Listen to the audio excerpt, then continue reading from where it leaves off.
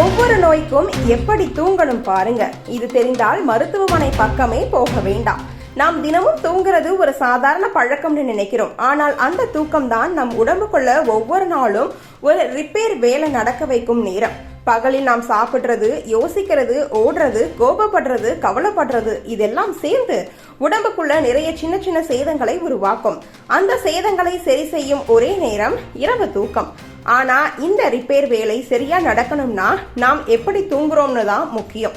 தவறான பக்கம், தவறான உயரம், தவறான பழக்கத்துல தூங்குனா உடம்பு குணமாகிறதுக்கு பதிலா நோய் இன்னும் ஆழமா உடம்புக்குள்ளே பதிய ஆரம்பிக்கும். உங்களுக்கு அடிக்கடி மார்பெரிச்சல், காஸ்ட்ரிக், அசிடிட்டி இருக்குன்னா இரவு நேரா படுத்து தூங்குறது உங்க வயிற்றுக்கு பெரிய தண்டனை மாதிரி. வயிற்றுக்குள்ள இருக்கிற அமிலம் மேலே ஏறி உணவு குழாயை எரிச்சல் அடைய செய்யும்.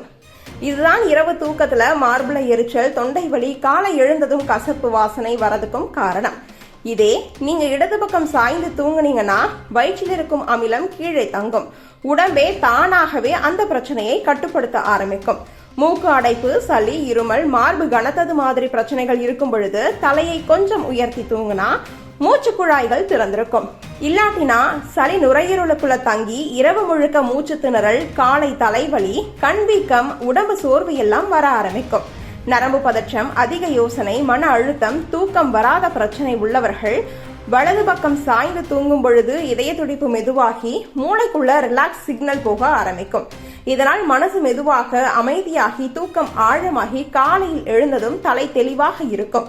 பெண்களுக்கு மாதவிடாய் நேரம் வரும் வயிற்று வலி, இடுப்பு வலி, மன அழுத்தம், உடல் சோர்வு எல்லாம் சேர்ந்து இரவு தூக்கமே போகாத நிலை வரும். அந்த நேரத்தில் பக்கமாக சாய்ந்து கால்களை லேசாக மடக்கி தூங்கினா வயிற்று பகுதி நரம்புகள் ரிலாக்ஸ் ஆகி வலி மெதுவாக குறையும்.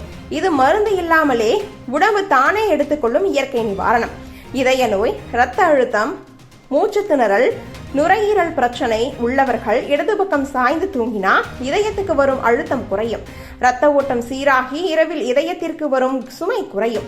இதுவே இதய நோயாளிகளுக்கு பாதுகாப்பான தூக்க முறைன்னு சொல்லப்படுகிறது. இன்னொரு முக்கியமான விஷயம், இரவு முழுக்க நேராக படுத்து தூங்குறவங்களுக்கு கழுத்து, நரம்பு அழுத்தம், முதுகு வலி, காலை எழுந்ததும் தலை சுற்றல், கை கால் மரத்து போவது மாதிரி பிரச்சனைகள் அதிகமா வரும். பக்கமா சாய்ந்து சரியான உயரம் கொண்ட தலையணையுடன் தூங்கினா நரம்புகள் பாதுகாப்பாக இருந்து இந்த பிரச்சனைகள் மெதுவாக குறைய ஆரம்பிக்கும். இதெல்லாம் பெரிய மருத்துவமனைக்கு போய் செலவழிக்காமலேயே வீட்டிலேயே செய்யக்கூடிய இயற்கை சிகிச்சை மாதிரி தான். ஒரே ஒரு மாற்றம், நீங்க எப்படி தூங்குறீங்கன்னு மாற்றினாலே உங்க உடம்புக்குள்ள குணமடையும் செயல்முறை தானாக ஆரம்பிக்கும். அதனால இன்று இரவு படுக்க போகும்போது எப்படியோ தூங்கிடலாம்னு நினைக்காதீங்க. நீங்க எப்படி தூங்குறீங்கன்னு தான் நாளை உங்க உடம்பு எப்படி இருக்க போகுதுன்னு தீர்மானிக்குது.